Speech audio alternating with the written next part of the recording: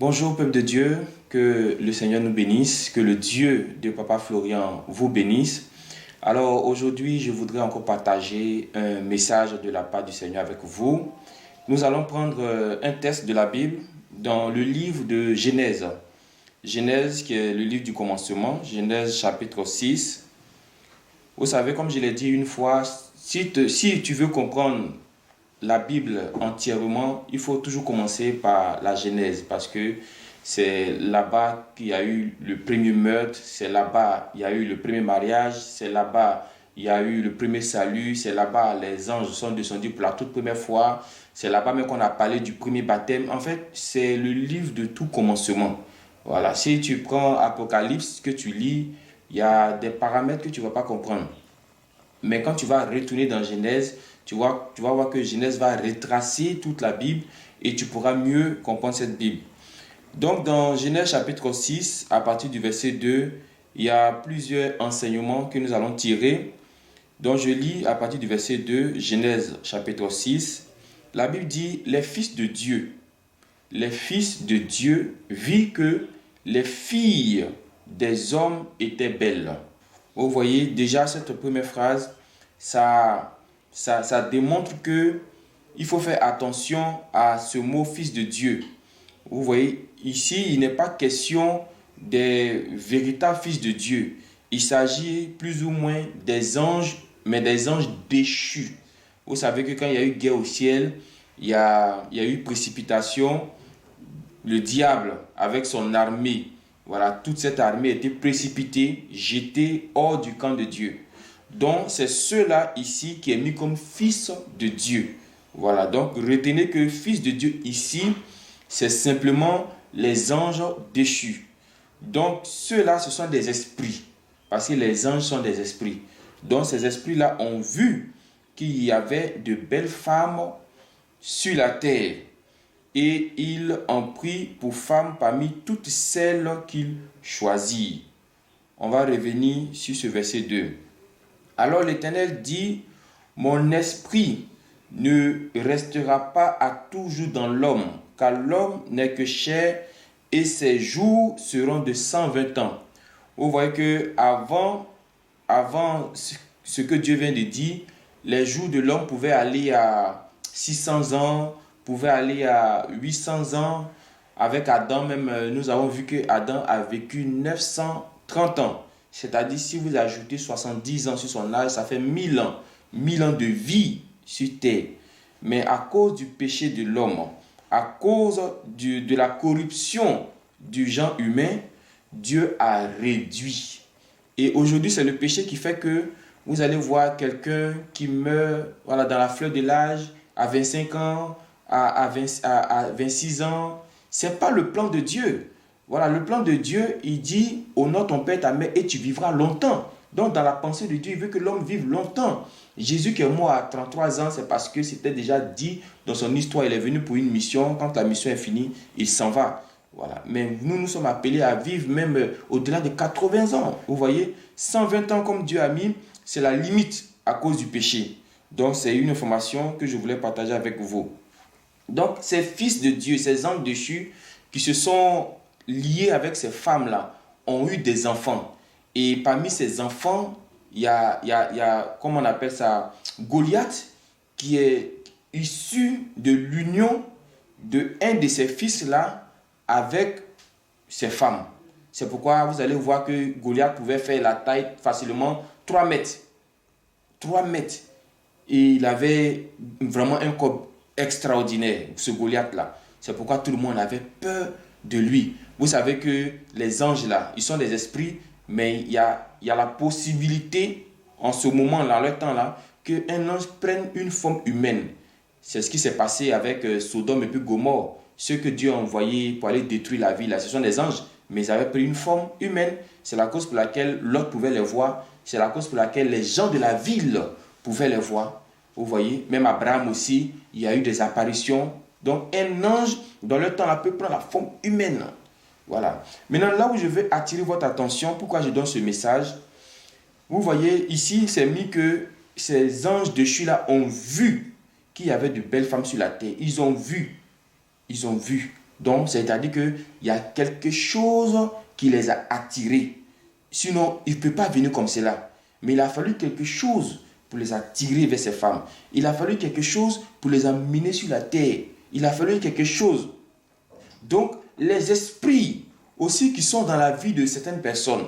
Vous voyez, tu te plains tout le temps d'un esprit de nuit, d'une femme de nuit, d'un mari de nuit qui ne part pas. On te fait tout le temps la prière, on bénit les éléments pour toi. Et puis cet esprit est toujours accroché. J'aimerais te dire ici, frères et sœurs, que cet esprit qui te fatigue là, cet esprit qui est là, il y a quelque chose qui l'attire. Vous voyez, je m'appuie sur ce test.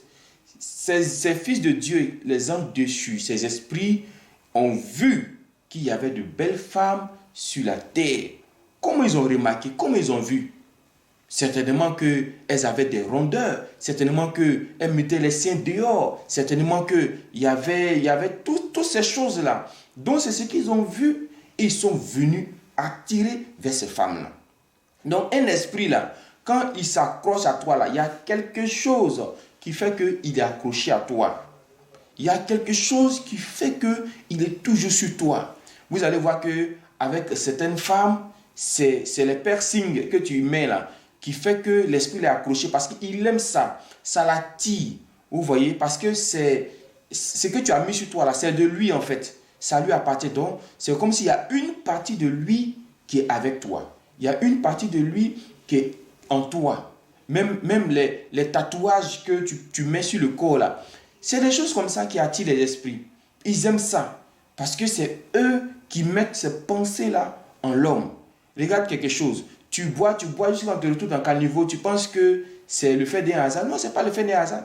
C'est l'esprit-là qui fait ça. Et tant que tu n'abandonnes pas la boisson, tu vas voir que cet esprit-là, ça sera une porte ouverte pour lui. Il y a des gens là, c'est les palabres. Il y a d'autres, c'est la colère. Donc, puisque l'esprit aime ça, il va s'accrocher à ce petit comportement-là et puis il va te fatiguer.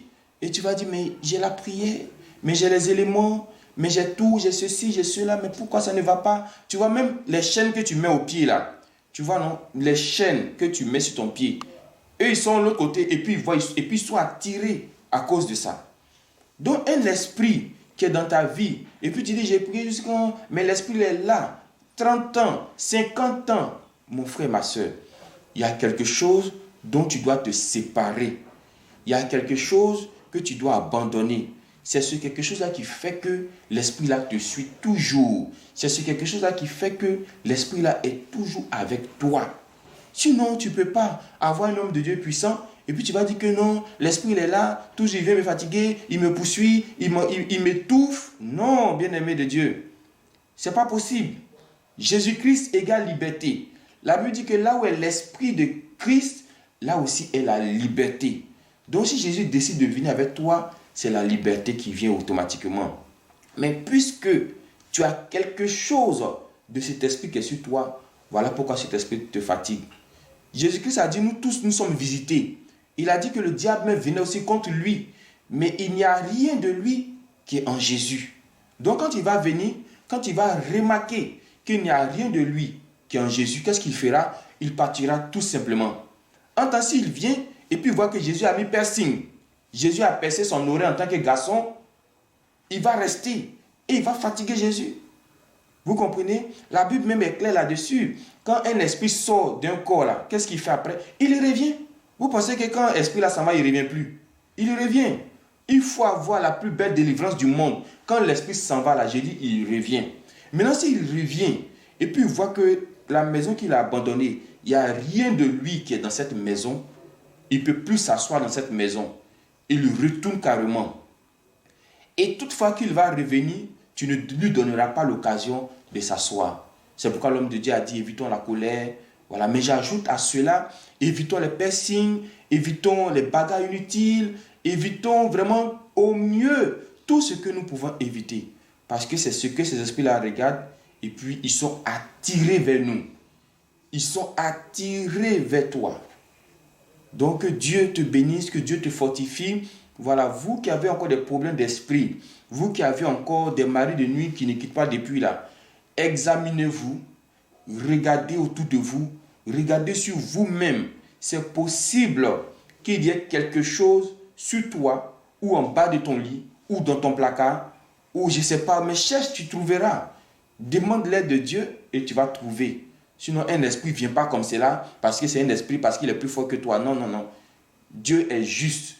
Alors, si on sait attraper Dieu, Dieu va nous protéger aussi de tous ces esprits-là. Donc, enlève les piercings.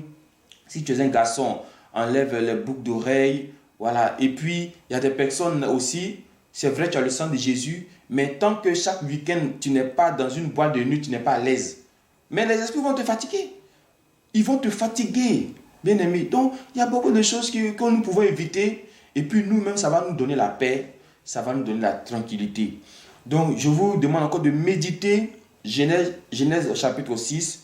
Vous allez comprendre encore d'autres choses. Vous allez comprendre encore d'autres révélations de la part du Seigneur. Que Dieu te bénisse. Que Dieu soit avec chacun d'entre nous. Au nom de Jésus.